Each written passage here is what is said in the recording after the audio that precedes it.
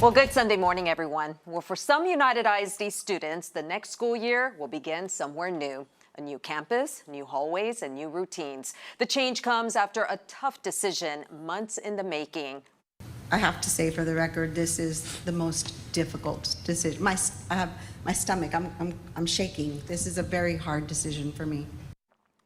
After months of discussion, the numbers made the case, and it made the math clear, but it still couldn't take away its emotional impact. Last Wednesday, the United ISD board voted to retire Matias de Llano and Amparo Gutierrez elementary schools.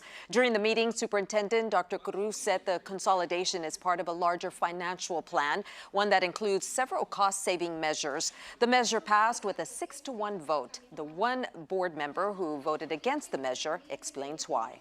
I think this is just very telling to the community as to who really is standing by their side. Again, this is just my personal opinion. I have really heard and talked to many people from all across the district who were really asking the district to wait for one more year at least to fully explore everything. Sadly, the only narrative that was pushed onto us was to consolidate schools because everybody else was doing it.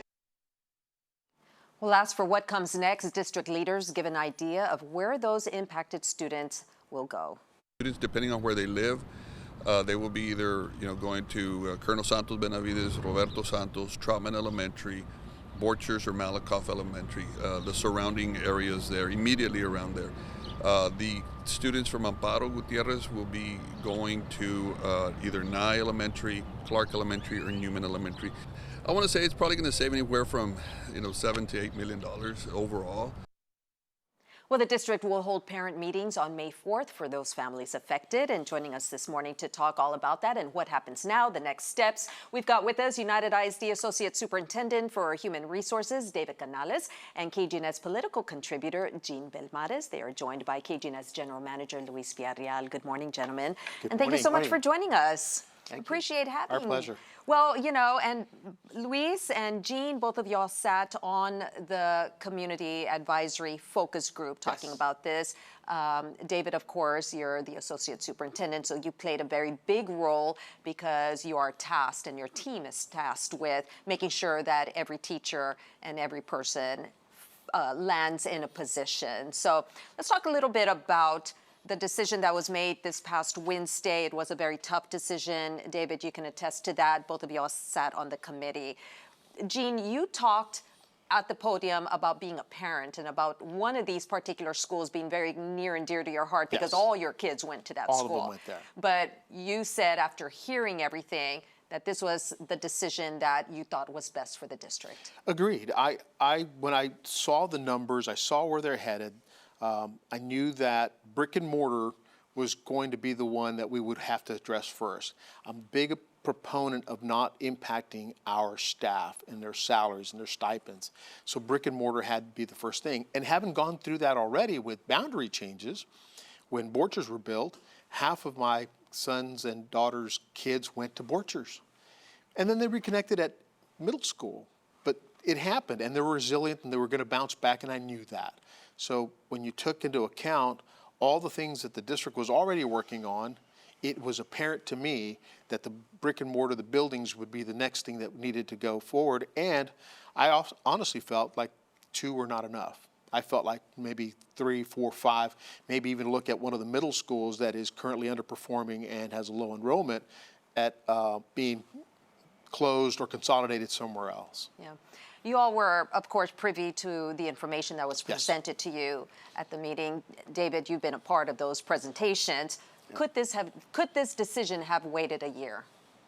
No, it could not wait a year. I mean, financially, fund balance wise, there's just no way. I mean, like I had told the committee, it's just statistically, if you look at a lot of the school districts, all at once, we're all struggling, we're all in the same pains. It's not by chance. I mean, it's by design, and so we're all struggling. We're just not getting funded. So a couple of things, if I may add. You know, Gene, you mentioned brick and mortar, and by the way, I mean, I'm with you on that perhaps this needed to go a little deeper than that, because I think that knowing what we know about what the future is bringing, that we may end up being here again. But the brick and mortar is not where the cost savings are coming from. The savings are coming from the consolidation of positions. You know, and I understand, I guess it gets lost that it's not that anybody's losing their job. It just means that those positions are no longer going to be available for future replacement. Right. You're going to consolidate those positions, and as you move forward, instead of hiring, and I don't know, I think somebody threw a number, you hired 70, 100 teachers every year, more or less? About 130 to 150 per year. Right, so obviously this year, we're not going to be hiring 150 new teachers. Obviously, there are teachers, I have personal friends. I have a very dear friend of mine who has been teaching at Amparo Gutierrez for her entire career, and is at, maybe a couple of years from retiring, and is now, going to go to a different campus. So you appreciate the sentimental attachment to it and the difficulty, and she'll have a choice. She's not losing her job. She's probably going to say, okay, this is where you're going. And then, if she decides that that's not where she wants to go, then she'll have a choice to make. But the closing of the brick and mortar themselves, the operational savings associated with closing this, that's not the bulk of where the money comes. The money's coming from reallocating the human resources accordingly because of the population of students. Is that a fair statement? Yeah, so what happens is that we eliminate the positions that we will absorb, and so you minus that position that we no longer will need. And so eventually we chip away, and that will help us with our payroll. So you're correct, most of our budget goes into payroll. Yeah. And that's where we need to have the savings. And then aside from the payroll, what will assist us with the journey, of course, is the brick and mortar, but payroll is the big deal. And so.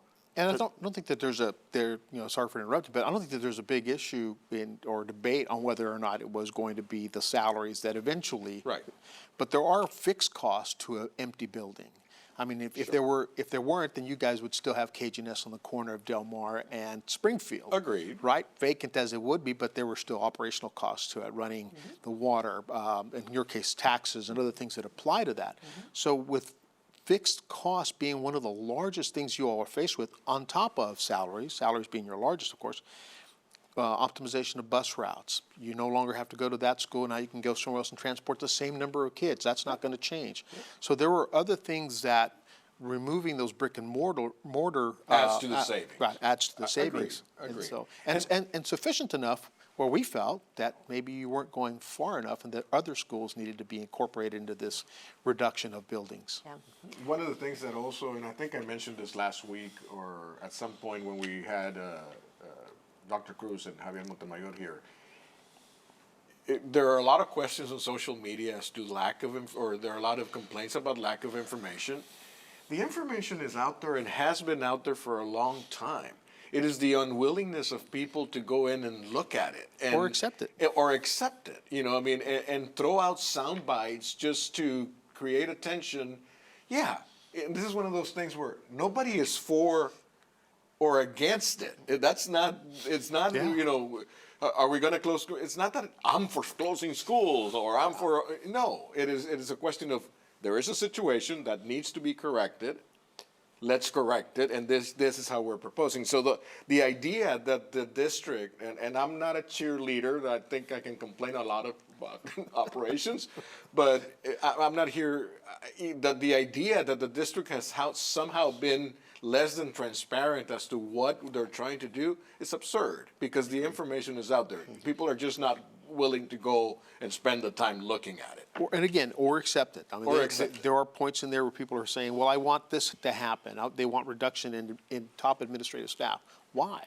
I mean, that doesn't always make sense to go after the folks who are in those leadership positions just because it feels good to have some heads roll. We need to fix the situation first. We need to get, a real good understanding of it and then implement a plan. Before we move on to the next steps, because that's what we're talking about here, but on the idea of heads rolling, and I do have, I think there is a need to accept the fact that somebody dropped the ball in not seeing this coming sooner. And maybe other adjustments could have been made ahead of schedule that might have prevented. And so is it not fair, and I asked this question again last time with Dr. Cruz and Javier Montemayor, is it not fair for us to demand that, hey, somebody's job, it was somebody's job to look at this and maybe minimize the effect, and why not give the taxpayer or the parents the satisfaction of knowing, okay, so somebody has to be held responsible. We need a head here to say, hey, you could have done something different. We have a superintendent that inherited this mess. Right. But there are people that have been in management of the district for decades. Sure. Right? And so there is something to be said for, okay, give me a little more. I'll give you a little more. So There you go. that's why I'm here, right? I'm not the finance department. Understood. But I'll tell you what my perception and what I understand. Of course, so what I understand is, of course, what I've dealt with is we've through the years, the several years, we have been reducing our staff numbers. That's payroll. Every year we look at hiring less. As our population has been going down, we have not been filling. And then depending on the cases, we had to be sure that we had enough spots for all our teachers and so forth. So even though we hired between 130, 150, 100 to 150, we also were very careful that we needed those spots. We were managing that section. And then we were also managing other things too. I mean, as far as, our budget, we didn't get our full budget. It was always 10%. We were always controlled budget, always in January or February, kind of like making sure that we were good stewards at that time and making sure. Now, it's a business, guys. I mean, you have to understand. I mean, we are running a business in the sense of not like a private business, but we also take care of making sure our teachers, have everything they need, our kids have everything they're needing, and so we have our programs, and then we're weaning off, and I'm sure you've heard about it, the ESSER funds that we got from the state. And so, we were also good stewards of that and making sure that we didn't have a lot of payroll people in there. As you know, our district, our board members felt very strongly that we didn't lose anybody that we did have, and those that we did have were mainly in mental health care, our nurse aides to provide those supports, our nurses. And so when our nurses that were under ESSER, when we had a vacant position, we moved them off ESSER so we wouldn't carry that on our rolls. So we were already, for the last 2 years. So you didn't add the position? No, we were moving them into the vacant positions and removing them from our federal payroll side. Yeah. So we were already planning that already ahead of time. We even went back when the AICs were still there. When we had the three people that were in charge, was with Becky and Mike and Lyda at the time. And so we were already working on stuff like that.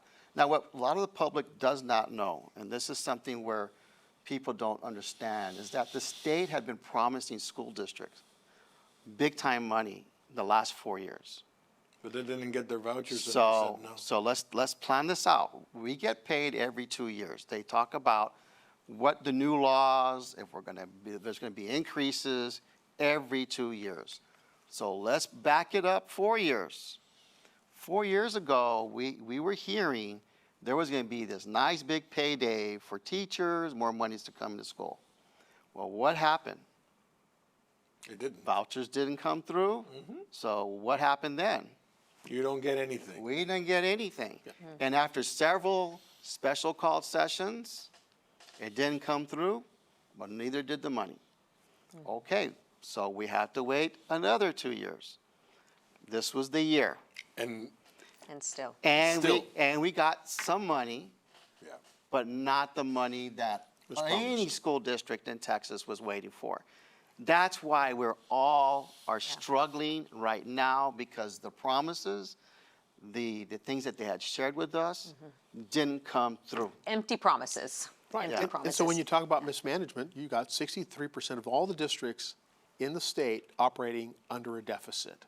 How is that singles out UISD for mismanagement? It doesn't. Yeah. It's an extreme That- pressure for the entire That was district. 2 years ago. We were working under a deficit, and that was not just UISD. That was all school districts for the Yeah. most part. Yeah. Because we were waiting for those monies. Yeah.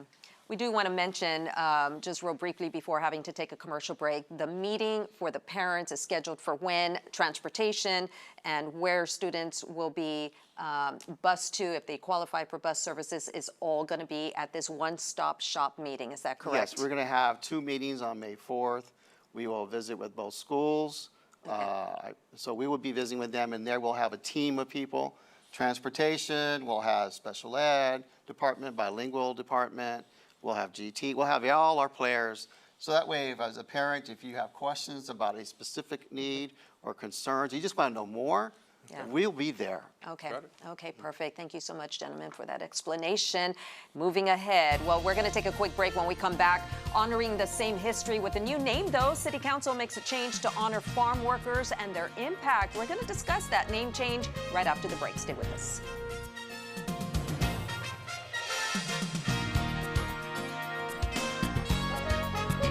Well, it may have a new name, but it continues to honor the same legacy, recognizing the struggle and the dedication of farm workers and, of course, the fruits of their labor.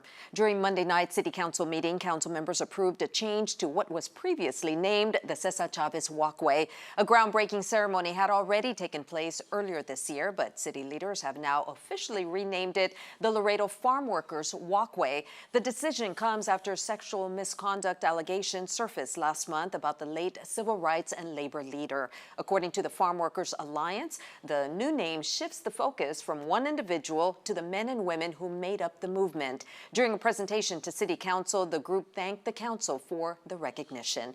Now, joining us for this part of the conversation is local attorney and community activist Carlos Flores, and of course, Jean Belmares. He has stuck around for the conversation. Good morning, gentlemen. Thank you so much, Carlos, for being with us, and Jean for sticking around. So, Thank you. You know, this was a turn of events that was not foreseen. This really took a lot of people by surprise. So we have now pivoted to honor the men and women, of course, who define the movement. So what are your thoughts on that? Mine personally, I was on the council when we were establishing the naming committee, and I objected. I just don't think that we ought to be naming buildings after people. We're flawed in our nature as human beings, and these things could arise. I did advocate at one time that maybe we wait until they're in the twilight of their careers, but here we are today talking about someone who's already posthumously being accused of things, and now we're changing infrastructure, signage, and things of that nature. I'd rather do something different to honor their legacy, but also, I mean, I have some hesitancy on putting names on buildings. Yeah, let's get you in there, because if I start talking, we won't hear from you. So what are your thoughts? Well, I mean, first of all, I think the City Council did the right thing in changing the name. Of course, the allegations are, very terrible and just unacceptable, of course. And then the second thing is that me, as my work as an activist, what I can tell you is that whenever you have a movement, whatever kind of movement it is, it's really made up of individuals that do so much work. It's never one person, it's a Agreed. collection of people. And so to recognize and honor the legacy of those farm workers, the men and the women that were the organizers, the men and the women who actually worked in the fields, is really a beautiful thing. And I think that I agree a little with Jean that we should look more towards honoring groups of people and movements and ideas, and not so much a single person sometimes, because you run into the kind of problems that you're running into here, but also one person doesn't change anything. It's the collection of people around that person that are really the change makers. Agreed. But if we look at it practically, I mean, if we start investigating everybody who's got a building named after them, I'm sure we'll end up with no names on buildings. I mean, you just said it. We're flawed, and I'm sure somebody's going to have a problem with, we have the, George Bush Intercontinental Airport in Houston. Well, I'm sure that, there are people that object to that, and you can go down the list. My contention is, if the person has a legacy or was instrumental in establishing something that has been life-changing, or, it is, your personal flaws really should not negate the accomplishment, even though, as you said, and I agree 100%, it wasn't one person that did it, it was right. It's just very complicated. I think, unfortunately, there's also a time when we name things out of political favors and things of that nature, and that's even worse. Well, I agree. I mean, I think elected individuals' egos sometimes get the better of them, and then after they leave office, they clamor for that type of continued recognition, praise, and applause. I just don't subscribe to that. Yeah. But I do agree with you that someone's legacy done right, and then we'll take any congressman, for example, who passes great legislation and does great things for you, and leaves office successfully, and then a few years later, You found something out. he has an affair, or we find out that he had an illegitimate child. Arnold Schwarzenegger is a good example of that. Does that diminish what he did? I don't think so. I mean, he did a great job while he was governor. He did all these things that were fantastic. What he did in his personal life, well, that's between him, his wife, and his God, and let him go on his merry way. But again, I still have an objection to going out there naming buildings after individuals. I think that it depends on the allegation, right? I mean, I think that Cesar Chavez represented for many people a vision of nonviolence, a vision of, the little person against, the great powers, and then to learn these allegations really cuts against what it was that he was a proponent of. And also, there is a criminal element to what he did, right? And so when you're dealing with someone who has maybe committed a crime, then definitely I think that's something that should be taken seriously, especially when it comes to preying on children and things like that. Agreed.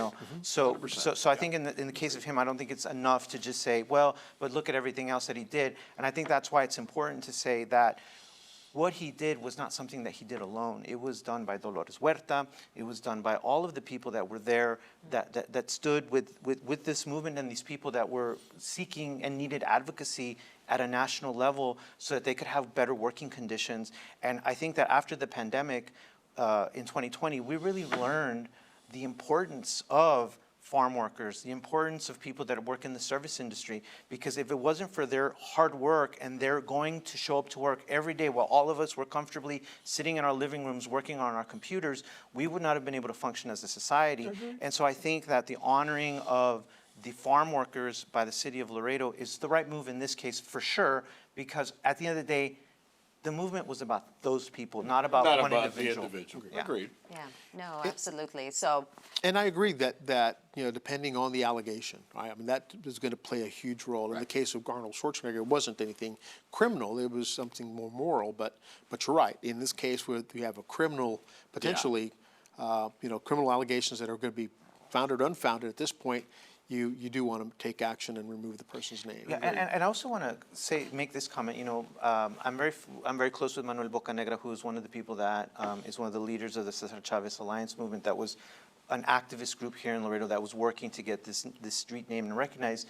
And at the end of the day, what Manuel and that group of people have been working for so hard is to recognize migrants. And every year that they had a celebration, they always brought new people who had worked in the migrant fields, who had gone on to have success in their lives, and to recognize their journey. And so to me, the work around this idea has always been that it's migrants are relevant, they're valuable, and many wonderful people have come from those fields to do great things for this world. yeah, well said, well said. Thank you so much, gentlemen, for the healthy debate. I think you all hit the nail on the head with this one. We're going to take a quick break, but stick around. We'll be right back. Welcome back, everyone. Well, that does it for this episode of Beyond the Headlines. Appreciate having you with us. Appreciate having the gentlemen with us as well. We'll take a look at how everything goes this week. But until next Sunday, have a fantastic